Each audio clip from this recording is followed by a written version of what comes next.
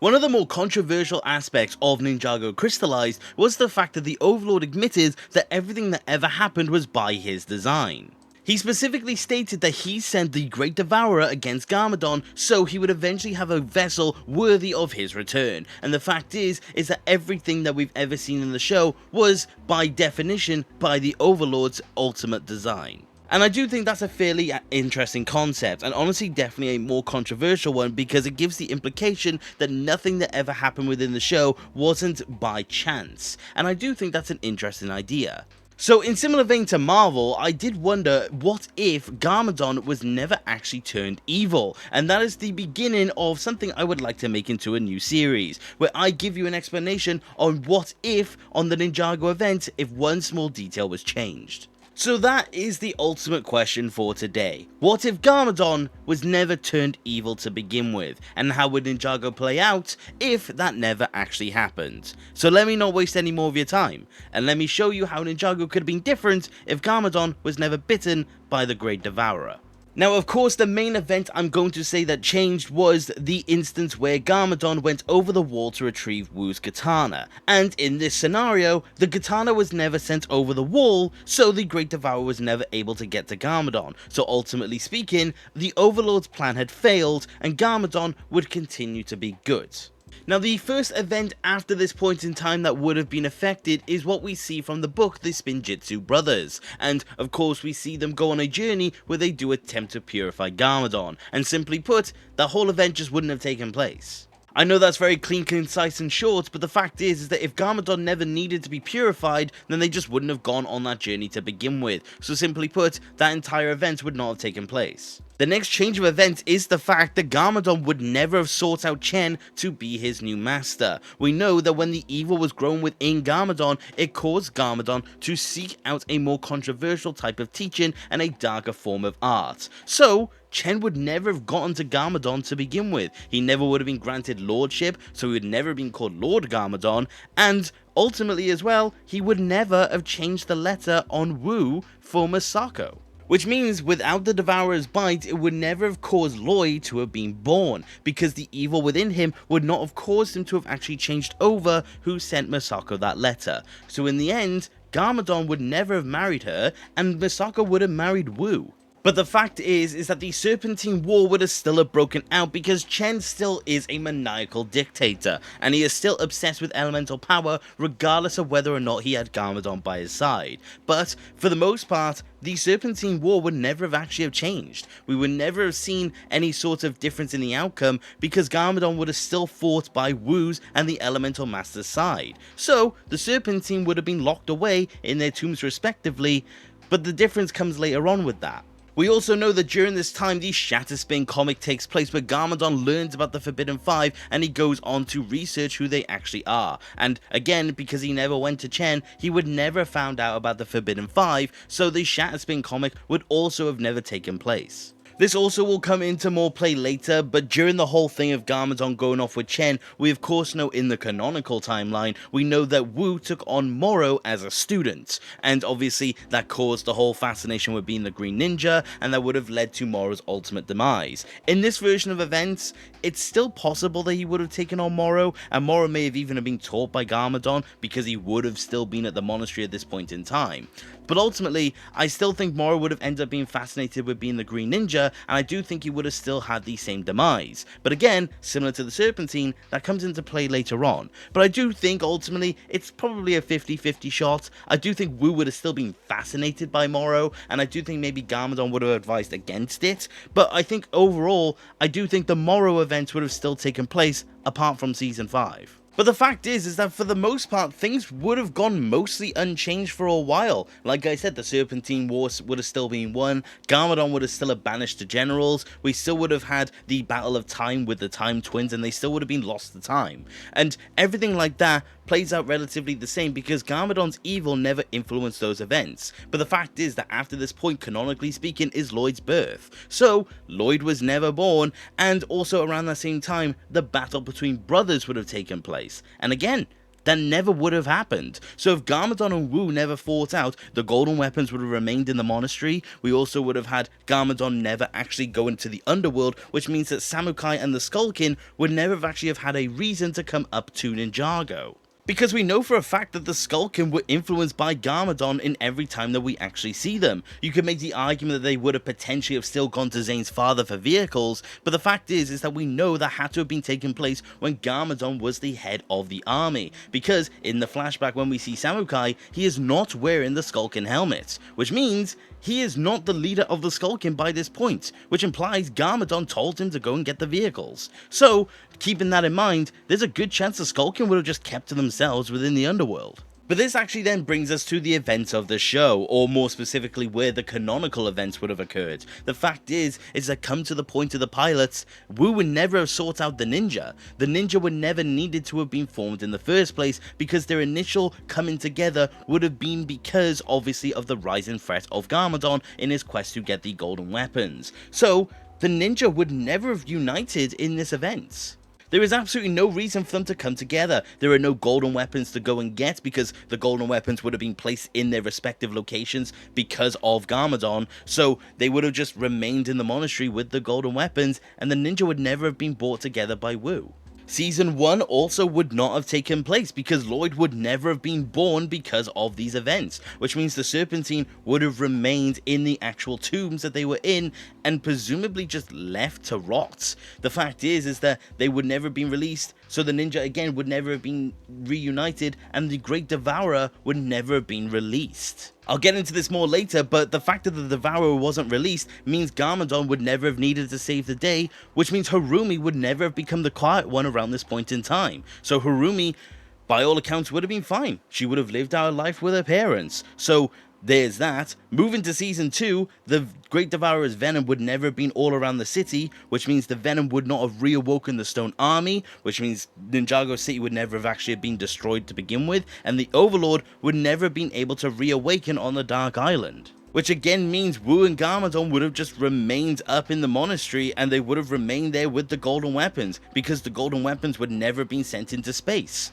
So the first few seasons legitimately would never have actually have happened, which is really crazy to think about. Which brings us then to Rebooted or Season 3. Again, it would never have happened. The Ninjago City would never have been destroyed, which doesn't really give Cyrus Borg much of a reason to rebuild it from scratch, which means the technological advances by technicality may have not have even happened. Borg may have had a lasting effect on Ninjago City, like we see in later seasons, but the fact is that he wouldn't have had such a stronghold over the city during that time. I don't think Borg would have been gone completely. I think Borg's technologies would have been around, but I just don't think we would have seen him completely build the city and gain such an influence over the city at that point in time. I think Ninjago would have been in more of the state that we see in later seasons, for example like season 7, where Borg releases this amazing technology, but he doesn't have a complete overhaul of the city like we got to see in Rebooted. Also, I'd like to clarify, the ninja are just living normal lives. I don't think the ninja would have ever had a reason to have reunited by this point. I think they may have realized they had elemental powers, but I think that would have been it. Season 4 may have happened, but in a different instance. They would have never have had a reason to lure out the ninja because Zane would never have died in this timeline. The fact is that maybe they realized he had elemental power and Chen may have tried to get them to the island, but they wouldn't have ever really had a reason to do so. And even if they did, they would never have known each other. And I do think potentially if those events were to take place and they somehow managed to get to the island, Chen may have taken over, but in my personal events, it just simply never happened. Because Season 4 never happened, it means Garmadon never opens up the Cursed Realm, and then like I said, calling back to Morrow would never have released or been able to have escaped from the Cursed Realm, which means Season 5 wouldn't have happened either. That is a very depressing thing, but the fact is that Morrow would have simply have died knowing that he was never the Green Ninja, and he would have remained in the Cursed World as a very bitter soul. The fact is that the only reason he was able to release was because of Garmadon, and there's no reason for Garmadon to do it. But like I said, no Season 5, which means also Season 6 never happens, because Styx never gets destroyed, and the Cursed Realm never gets destroyed, which also means, by all accounts, Klaus, who isn't dead in this version of events, never has a reason to seek out the Teapot of Tyran.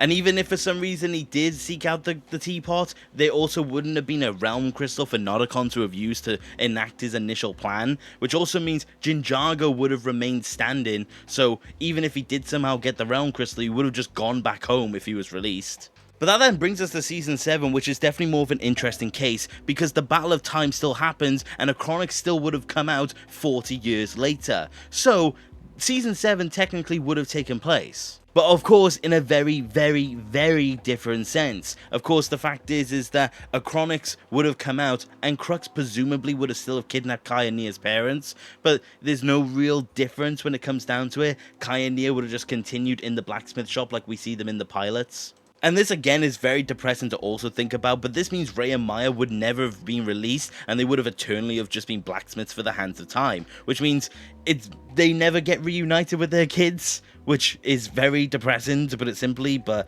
that is kind of just the situation that they are in now. But that's almost so getting off topic, so let's get back to the point. One of three things could have happened in this scenario. This may have caused Wu to have united the Elemental Masters, which means Season 7 would have been the first instance where the ninja have come together. So, much more inexperienced ninja against a much more powerful foe. But honestly, I don't think Wu and Garmadon would have done that. I personally think Wu and Garmadon, in their fully still standing monastery, would have simply have waited for Acronix to come down, and they would have fought them together. And I would like to make the point that even though Acronix may have still used the time punch on Wu, it technically means the fight could have ended up differently, because Wu would never have been hanging off of the monastery because the place was still standing. But the fact is that Wu would have still been hit by the time punch, so technically in this scenario, Wu would have died because there was no way to retrieve the reversal blade because the elemental masters of fire and water were not there and or experienced enough to actually get there. So I do think that's ultimately the main difference. I do think in this scenario, Wu would have died of old age because of the fast forward blade, and it would have left Garmadon to attempt to take over when it came to the Hands of Time. And I actually think this is where this scenario kind of ends out, ironically, because Garmadon alone would not have been able to take on the Hands of Time, as they would have continued their whole mission basically the same way. There's not much influence with the ninja apart from minor inconveniences. So, in this scenario, they get 3 of the 4 time blades, or potentially 4 of them, because they may have done something to get through the boiling sea, but that's a whole nother scenario. But the fact is that the Hands of Time would have won. I personally don't think Garmadon would have been able to have defeat the Hands of Time basically on his own. He may have rounded up some elemental masters, but by all accounts, I don't believe that Garmadon would have been able to defeat them. So ironically, Ninjago would have been under the rule of the Hands of Time as of Season 7, and I do think in this instance, that is kind of where things end off for this scenario. It ends off with the Hands of Time defeating Garmadon and Wu, and they take over Ninjago. Which honestly is quite depressing because it's very mellow and a somber ending, but when you don't have the influence to get to a certain point in time like the Overlord, ultimately speaking, that is how it would have played out, because the Hands of Time are the only instance that would have happened outside of the ninja's influence. But I honestly believe in this scenario, that is where we officially see the end of the Spinjitzu brothers. I think unfortunately, they fall to a power that they simply could not overtake. And honestly, even though it's very depressing to say this, I honestly think this is where my scenario ends. But let me know what you think of that. Do you think it's a very depressing thing for me to say? Because honestly, it kind of is. But I genuinely don't see any way that they could have defeated the Hands of Time in this scenario. Because even if Garmadon rounded together the Elemental Ninja, the fact is that they would have been much less experienced. And I don't think they would have been able to defeat the Hands of Time at that point. Because you essentially would have had Pilot Ninja versus the Hands of Time, and I don't think they would have been able to do that because the Season 7 ninja even got a run for their money. But as a fun little bonus, obviously of course the rest of the show technically would have had to have taken place in some way, shape and form. Well, more specifically, certain aspects of that. So, what would the Hand of Time have to have dealt with after that fact? Of course, Season 8 would never have happened in any way, shape or form because it all relies on the Devourer essentially. Season 9, by extent, would never have happened. Season 10, I don't think could have happened either. I mean, the Oni could have still used the Realm Crystal within the Tomb of the First Spinjitzu Master, but I do think ultimately it possibly wouldn't have happened. Season 11 would never have happened. The Hands of Time would have had no reason to go to the pyramid and free Asphera. There would have been absolutely no instance of the fire chapter occurring, which by extension means the ice chapter would never have happened either. Season 12 would never have happened, presumably because the whole thing with Chen never occurred. The mechanic never lost his job repairing his noodle vans, so the mechanic would never have had a reason to have freed Unagami, which means no Season 12. Season 13 wouldn't have happened because Harumi would never have been buying Vengestone because, well, she was never really in existence in this timeline, and there would have been no reason to have had someone buying high quantities of Vengestone. I mean, Shintaro would still exist, and the Skull Sorcerer would have still have existed there, and of course the whole slavery thing would still be occurring, but there would have been nothing really happening outside of that fact. Season 14 or the island potentially wouldn't have happened. I mean, Twitchy Tim would have still have probably made his way out to that island, but the fact is that the only reason why the ninja go out there is just really because to find Wu, and of course Wu is now dead in this timeline and the ninja don't exist. So the fact is that there would have been no one to really have gone out to the island, which also means that the Storm Amulet, technically the information on where it was would never have been out there. Which means Seabound technically also wouldn't have happened because Kalmar wouldn't have had a way to find out where the Storm Amulet is. So ultimately, Wojira would have remained in her sleep. I do think Kalmar would have taken over the Endless Sea, but I don't think he would ever have been able to release Wojira, which means no big water snake to go up against the Time Twins. And crystallized, I mean, it sits in a really weird spot. The fact is that the Overlord will arise with the growing amount of darkness within the land, and I do think the Time Twins certainly would have done that. But the fact is that by all accounts, I don't think the Overlord really would have been able to do much. The fact is that the Overlord was still over in the Dark Island at this point in time, which means there was no way for the Overlord to have gotten over technically, and even if he did, I don't really know what he could have done because he didn't have any other villains to help him out in his plan.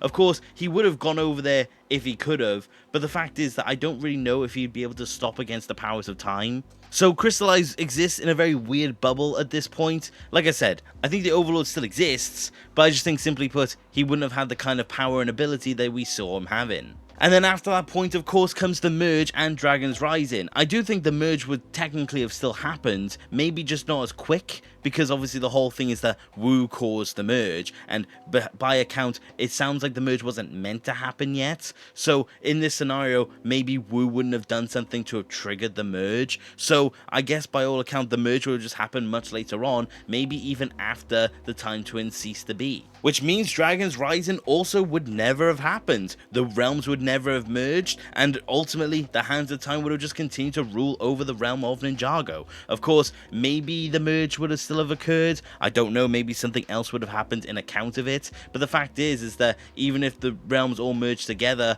I just think the Hands of Time would have just continued on their conquest. But ultimately speaking, it's a very dark and depressing outcome, but that's why it never happened. But that is my what if on how Garmadon would have affected Ninjago if he had never become evil. Like I said, it's very dark and depressing, but that is why it never came to be and we got the version of events that we did. And ultimately speaking, I do think it's an interesting one to think about. Because like I said, in this version of events, the Hands of Time would have simply have just overpowered Wu and Garmadon, which I do think is a very interesting concept to have actually have had. And I do think that's a very fun what if, ultimately speaking, because it definitely gives us a different outcome on things. And it just goes to show how much of a difference one little detail can actually make, and that is why I want to make this into a series. So, like I said, if you did enjoy this, definitely leave in the comments below your Ninjago what if, and if I pick it, I will do a video where I talk about how that could have affected the show in of itself. But I definitely enjoyed making this video, and like I said, I hope you guys did as well, because it definitely does make for some interesting content, and I had a lot of fun researching this hypothetical. But that is about it for today, you guys, and thank you very much for watching. Take care, okay, bye!